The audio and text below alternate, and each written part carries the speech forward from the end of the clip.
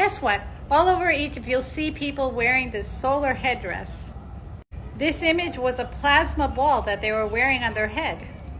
And this is seen everywhere in Egypt. You'll also see images of the Dendera light, which also required energy. These devices required high voltage energy. So how did the Egyptians get the energy for these devices? That's what William Sosa is going to explain to us now. The Dendera lights are large plasma devices only found at Dendera. But there is another, more common plasma device that I found in Egypt, one that would help me identify the power source for the Dendera light. The solar disk headdress. These are the most common plasma devices I found in Egypt. They are composed of a plasma disk held between two electrically charged horns. As an electronics technician, I knew these electrical devices required some form of electric power beyond a simple battery.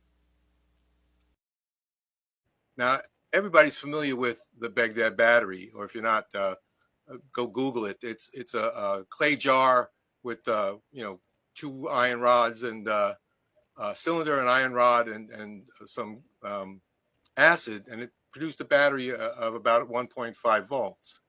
And so my interest, when I started looking at the Egyptian stuff, I looked around to see if they had anything like the Baghdad battery. And eventually I hit on this device that the Egyptians were holding in their hand. It's called a sistrum crotalum, a Hathor sistrum crotalum. And you could see in the picture that the people are taking the Waz scepter, the rod of power, and they're touching the sides of the Hathor sistrum crotalum. And I realized that that could be a switch, that could be an electronic system. And so I started looking into that. Wait, can I just ask you, why do you need a switch? Why couldn't it be just direct Well, current? okay, very good. Alternating current and direct current are two different kinds of electricity. Direct current is like water in filling up water in a pool and putting on the roof of a building. The pressure of the water going down the building would be your direct electricity. Now, alternating current is more like flickering back and forth with a rope, and so you get this kind of wavy motion. And alternating current has some capabilities that direct current doesn't have. Particularly, it can pass through glass, capacitively pass through glass. And these are electrical qualities that they have. And the battery is a direct current device. And I believe the headdress that they're wearing, the solar headdress that they're wearing in some of the images, I believe that they would have needed alternating current to make those plasma balls work, because there's no electrodes inside the glass. The electricity has to go through the glass capacitively, and so that's why you need the difference. And in these two sections, we see a similar scene. I will focus on the scene on the right. Here we see a priestess sitting in a chair, holding a Waz scepter. The Waz scepter is a common symbol found in Egyptian art and is known as the rod of power. Next, we see a young boy holding a device in his outstretched hand, known as the Hathor sistrum crotalum, a ritual rattle or musical instrument often used in temple ceremonies and festivals. The boy's name is Ihi, the son of the goddess Hathor, and the walls speak of him using the sistrum crotalum to bring energy to the priestess in the chairs. You'll notice that the priestess is wearing a solar headdress, which I identified earlier as a plasma tube, an electrical device. I had been looking for the power source for the solar headdress for some time, and it was in this photo that I finally found it, which is why I refer to this photo as the Rosetta Stone of ancient technology. The sistrum crotalum is an electrical device that works in conjunction with the Waz scepter to produce a high voltage electric current. These devices are found all over Egypt and are used to power various electrical devices like the solar headdress and the Dendera light. Basically, what we have here is a simple electric circuit, where the Waz scepter is the switch, the sistrum crotalum is the power source, the solar headdress is the light bulb, and the pedestal is a common ground, electrically connecting the two people through their feet, thereby making a complete electrical circuit. In this scene, we have a closed circuit. Notice the Waz scepter making contact with the sistrum crotalum. And in this scene, we have an open circuit. Notice the gap between the Waz scepter and the sistrum crotalum.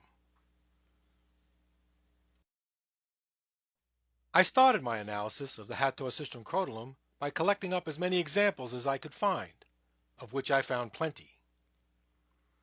I assumed there must be an electric battery somewhere in the handle of the device. That much was a given. So I focused my attention on the strange box on Hathor's head. The first thing I noticed were the spiral components located on the sides of the box. That was the electrical point of contact with the Woz scepter, and apparently with the horns of the solar headdress as well. So I figured they must be a pair of spring metal contacts. The second thing I noticed were the snakes located inside the box. I noticed they were cobras, and I thought, what does a cobra do? It coils. So I figured the box contained an induction coil that could magnetically attract the spring metal contacts on the sides of the box, which combined with the battery located in the handle of the device and the Woz scepter switch held by the priestess created a simple electric buzzer that could power a solar headdress and light the plasma bulb. In 2000, I constructed a working model of the device, which consisted of a battery, an induction coil with spring metal contacts, and a Woz scepter. Here, I have set up a demonstration of the device with a model of the Sistrum Crotalum consisting of a battery, an induction coil with spring metal contacts, a Woz scepter, a small neon plasma bulb, and a voltmeter to measure the voltages across the bulb. In this short video, I demonstrate the function of the Sistrum Crotalum and Woz scepter. The video is about 1.5 minutes long. Here, I switch the voltmeter to direct current mode to confirm that the DC voltage from the battery does not light the plasma bulb directly. I then switch the voltmeter to alternating current mode and demonstrate the function of the device.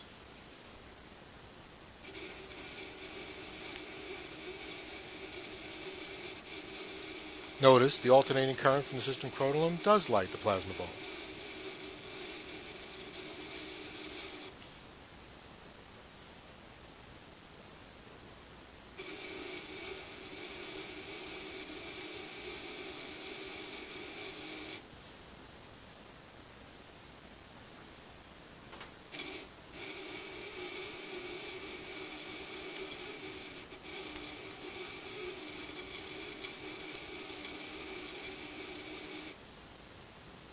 You can adjust the intensity of the alternating current by increasing the pressure of the Woz scepter on the spring metal contacts.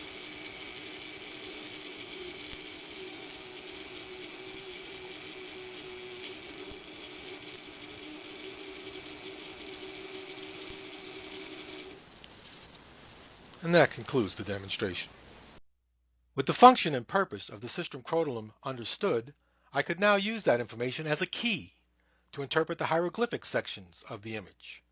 This is where scholars not fluent in the language of technology are at a disadvantage, since they are confined to interpreting the text literally or metaphorically, while those of us fluent in the language of technology can interpret the text technically or functionally, where the literal translation of masturbating scepters and bales of energy can be interpreted technically as vibrating electromagnetic contacts and simple batteries. This information also allowed me to identify other ancient electrical devices found in Egypt, like the giant Menat necklace machine, powered by 4 large Sistrum Crotalums, or these even larger examples found at Dendera, with 2 kneeling technicians giving us a sense of the scale of these devices quite large enough to power the Dendera light and solve the power source puzzle. A Dendera light with power source. Here I've compiled a graphic of a typical Dendera light along with its power source, showing the components to scale. The components are a typical Dendera light, 6 large 30-foot tall Sistrum Crotalum high voltage devices, with 2 kneeling technicians apparently tending the device, while another is shown manning a station high above. In Egypt, these technicians are referred to as the Hay. This particular Hay, shown above, has a special purpose. Here we see him holding a solar disk above his head with 2 staffs, where the staffs are suggestive of an energy flow. This plasma device serves a very important function in this circuit. In any large electric device, such as a Sistrum Crotalum, there are electric switches consisting of metal contacts.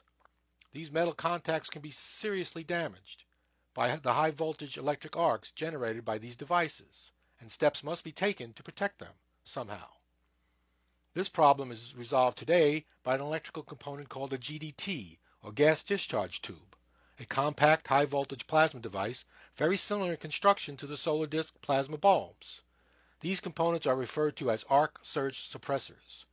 The hay in the station above is the arc surge suppressor for the power source. Next, we will take a closer look at the typical Dendera light, particularly at the hay box underneath the tube. Here we have a Dendera light image from the main Hathor temple. As you can see, this image has some of its original paint intact, which will help us in our analysis. Notice the hay box with the blue and red stripes inside. The same blue and red stripes we find on the power line connecting the hay box to the lotus flower on the bulb. The Egyptians used blue and red to represent positive and negative electrical polarities. These stripe wires indicate an alternating current flow. In the hay box, we find a similar blue and red pattern, indicating that there is wire inside the box. On one end, the wire appears to be as thick as the lotus flower wire, while on the other end, we find a group of smaller, thinner wires.